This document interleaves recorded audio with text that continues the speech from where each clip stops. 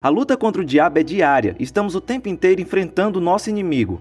Ele está sempre nos tentando, desde a hora em que acordamos até a hora em que vamos dormir. Por isso a Bíblia nos diz para sempre pedir a Deus, não nos deixeis cair em tentação.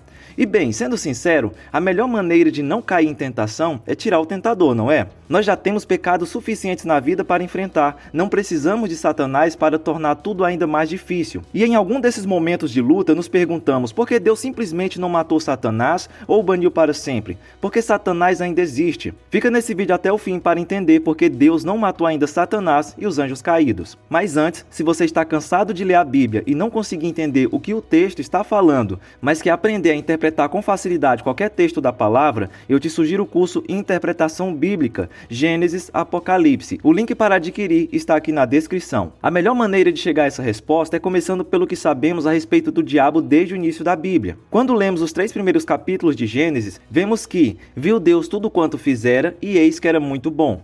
Deus não criou nada mal, era tudo muito bom. Então, de repente, o capítulo 3 começa com essa serpente.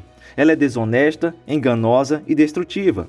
Deus disse: mas da árvore do conhecimento do bem e do mal não comerás, porque no dia em que dela comeres, certamente morrerás. Mas a serpente diz: é certo que não morrereis, porque Deus sabe que no dia em que dele comerdes, se vos abrirão os olhos, e como Deus sereis conhecedores do bem e do mal. Quem é essa serpente? A resposta mais completa é apresentada em Apocalipse 12:9. E foi expulso o grande dragão, a antiga serpente que se chama Diabo e Satanás, o sedutor de todo mundo. Sim, foi atirado para a terra e com ele os seus anjos. Então a serpente no jardim do Éden é o diabo, que quer dizer caluniador, ou Satanás, que quer dizer acusador, o sedutor de todo mundo. Agora a pergunta que exige uma resposta é: de onde vem Satanás? E por que Deus tolera sua atividade assassina? Em Gênesis 3, ele simplesmente aparece. Deus criou todas as coisas boas, mas alguma coisa aconteceu para a boa criação ser corrompida. A Bíblia nos diz que Satanás foi inicialmente criado como um anjo, modelo de perfeição, cheio de sabedoria e beleza.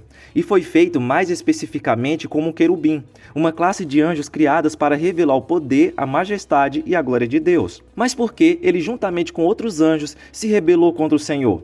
A verdade é que o diabo não estava satisfeito só com isso. Ele passou a desejar ser maior que todos os outros anjos. A Bíblia diz que ele pensou: subirei aos céus, erguerei o meu trono acima das estrelas de Deus, eu me assentarei no monte da Assembleia, no ponto mais elevado do Monte Santo, subirei mais alto que as mais altas nuvens, e serei como o Altíssimo. Ou seja, o diabo queria ser igual a Deus, mas no dia em que foi achada essa iniquidade nele, Satanás foi expulso, como é dito em Ezequiel. Seu coração se encheu de orgulho por causa de sua beleza, sua sabedoria se corrompeu por causa de seu esplendor. No Novo Testamento temos ainda outras pistas sobre o que aconteceu.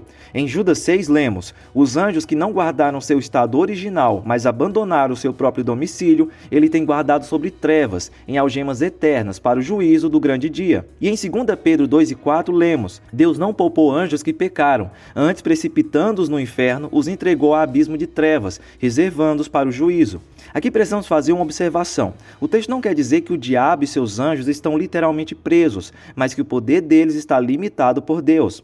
O diabo e seus anjos, portanto, caíram por causa do orgulho, por desejarem ser como o Senhor. Eles não guardaram seu estado original, mas abandonaram seu próprio domicílio. Foi a partir desse momento que o pecado surgiu no universo. É com o diabo que o pecado nasceu. Ele é mentiroso e o pai da mentira. Ele vive pecando desde o início. Após essa rápida perspectiva bíblica, percebemos que Satanás merecia o lago de fogo desde o dia em que se rebelou contra Deus. Porque é um pecado repugnante demais se rebelar contra um ser tão valoroso quanto o Senhor. Satanás não precisaria de milênios de carnificina pecaminosa para merecer ir para o inferno. Portanto, o fato de Deus não tê-lo enviado para a destruição mostra que Deus tinha os seus motivos. Agora, podemos saber quais são esses motivos? Por que então Deus simplesmente não elimina Satanás? Ele tem o direito e o poder de fazê-lo. E até que em Apocalipse 20:10 está escrito que ele vai fazer isso algum dia. O diabo, o sedutor deles, foi lançado para dentro do lago de fogo e enxofre, onde já se encontram não só a besta, como também o falso profeta, e serão atormentados de dia e de noite pelos séculos dos séculos. Voltamos novamente à pergunta: por que Deus não lançou o diabo no lago de fogo no dia seguinte à sua rebelião? Por que deixá-lo perturbar a humanidade por séculos? Precisamos primeiro responder o porquê de Deus não destruir literalmente Satanás e seus anjos.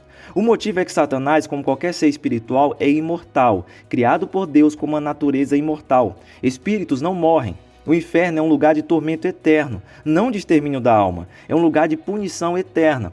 Como os espíritos são eternos, devem ser punidos eternamente. Por essa razão, Satanás não pode deixar de existir, ele pode ser eternamente punido por sua rebelião. E o primeiro motivo para Deus não punir logo Satanás é que ele utiliza para cumprir os seus propósitos. Deus permitiu que Satanás desempenhasse um papel muito importante na morte de Jesus para cumprir seu propósito redentor. Satanás, movido por ódio e maldade, influenciou Judas Iscariotes a trair Jesus. Ele parecia pensar que ao levar Jesus à morte estaria destruindo o plano de Deus.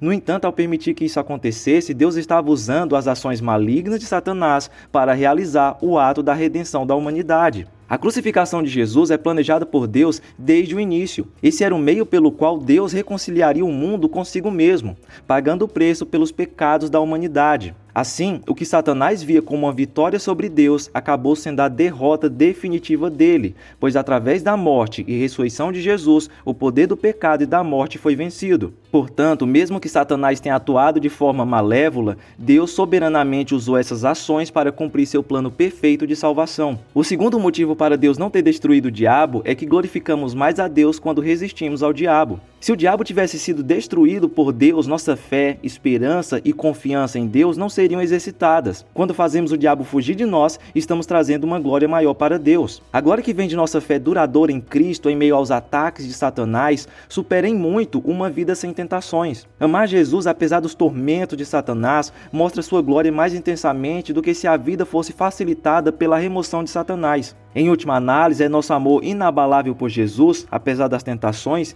que magnifica sua glória e revela nossa satisfação suprema nele. Como Jesus disse a Paulo sobre seu espinho na carne, mensageiro de Satanás, o meu poder se aperfeiçoa na fraqueza. A terceira razão para o diabo ainda estar solto pelo mundo é que Deus, em sua sabedoria, tem um propósito supremo que vai além da destruição imediata do mal. Ele está revelando através da história a totalidade de seu caráter, não apenas sua justiça ao lidar com o pecado, mas também sua misericórdia, graça e amor. A presença contínua de Satanás até o tempo final permite que esses atributos divinos sejam demonstrados de forma plena. Nós só entendemos melhor quem é Deus ao perceber o contraste que existe entre ele e o diabo.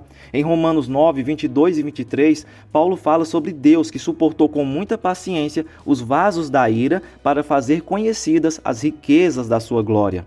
Da mesma forma, ele tem essa paciência com o diabo, para que as riquezas da sua glória sejam conhecidas.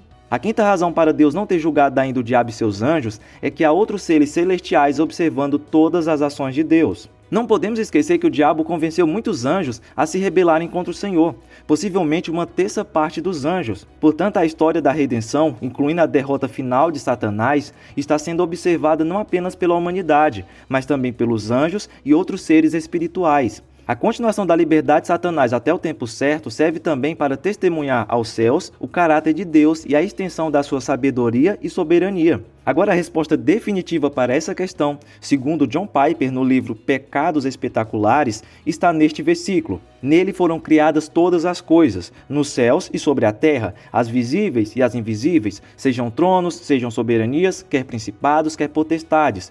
Tudo foi criado por meio dele, Cristo, e para ele, Cristo. Deus previu tudo o que o diabo faria se ele o criasse e permitisse sua rebelião. Mas ao escolher criá-lo, ele estava escolhendo juntar todo o mal no propósito da sua criação. Esse propósito da criação era a glória de seu Filho. Todas as coisas, inclusive Satanás e todos seus seguidores, foram criadas com esse ponto em vista. Eles foram criados mesmo Deus sabendo o que fariam, e esse conhecimento foi levado em conta na decisão de Deus. Portanto, o mal que eles fazem no mundo é parte de como o propósito maior de Deus será alcançado. Se Deus tivesse dado uma amostra de poder única, rápida e infinitamente santa para destruir Satanás imediatamente após sua queda, evidentemente, teria sido uma amostra gloriosa de poder e justiça, mas não teria sido a amostra mais completa possível de todas as glórias no Filho e no Pai.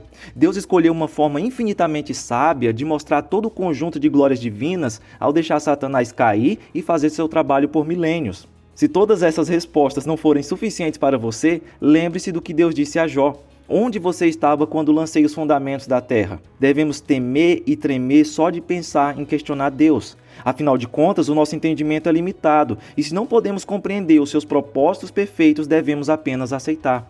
Agora, se você quer conhecer um pouco mais sobre as estratégias do diabo para destruir sua vida, eu vou deixar um vídeo aqui na tela sobre isso. Clica aí que eu te vejo lá em alguns segundos.